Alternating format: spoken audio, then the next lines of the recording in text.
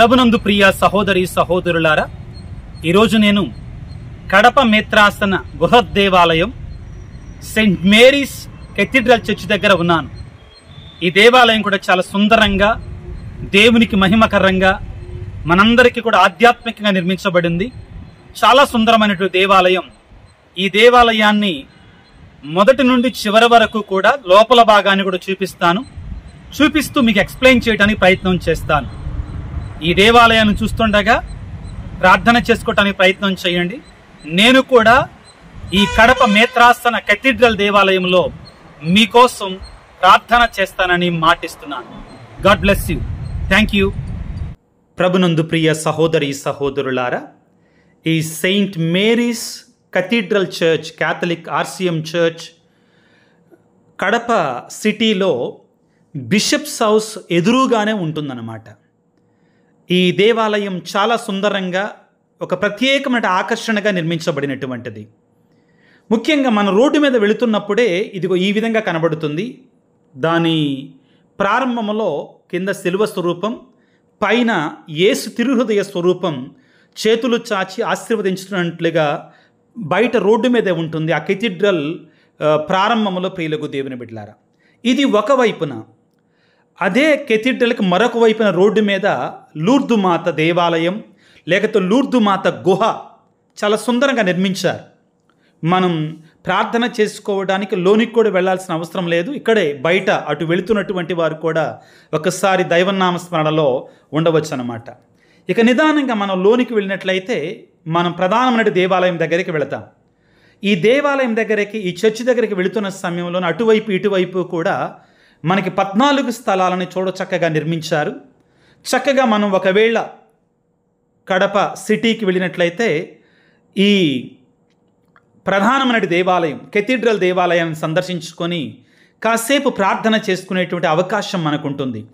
కాబట్టి ఆ దేవాలయం ముందు భాగంలో చక్కగా రాళ్లతోటి ఆ ప్రాంతం అంతా కూడా చాలా సుందరంగా ఏర్పాటు చేశారు. ఇది ముఖభాగం, ప్రధాన దేవాలయం యొక్క ముఖభాగం. ప్రియులకు దేవుని బిడ్డలారా, ఆ దేవాలయం పైన మరియతల యొక్క స్వరూపం ఉంది. ఇవన్నీ కూడా 14 స్థలాల్లో భాగం. విశాలమైనటువంటి ప్రాంగణం ఉంది. ఎంతమంది అయినా అక్కడ కూర్చొని ప్రార్థన చేసుకోవచ్చు. నేను మిట్ట మధ్యాహ్నం పూట బాగా ఎండున్నప్పుడు వెళ్ళాను కాబట్టి ఎవరు లేరు, చాలా వేడిగా ఉంది. నిదానంగా మనం ఈ బిషప్ గారి దేవాలయం అంటారు, కెథీడ్రల్ దేవాలయం అంటారు, ప్రధాన దేవాలయం మేత్రాసనానికి, ఆ దేవాలయం లోనికి వెళ్ళటానికి లోపల ఉన్నటువంటి దేవాలయాన్ని చూసి ప్రార్థన చేసుకోవటానికి ప్రయత్నం చేద్దాం. ఒకవైపున దివ్య కారుణ్య పటం మనకు కనబడుతుంది.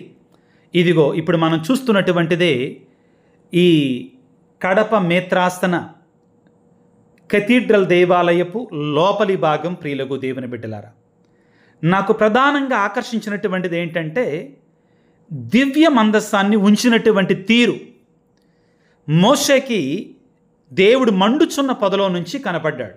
మొట్టమొదటిసారిగా నిర్గమకాండం 3వ అధ్యాయం మనం చదువు కూడా తెలుస్తుంది. ఇక్కడ కూడా ఆ దివ్య మందస్సాన్ని ఆ మండుచున్న పొదలో ఉంచినట్లుగా ఉంచారు. దేవునికి దైవ నిలయం కదండి.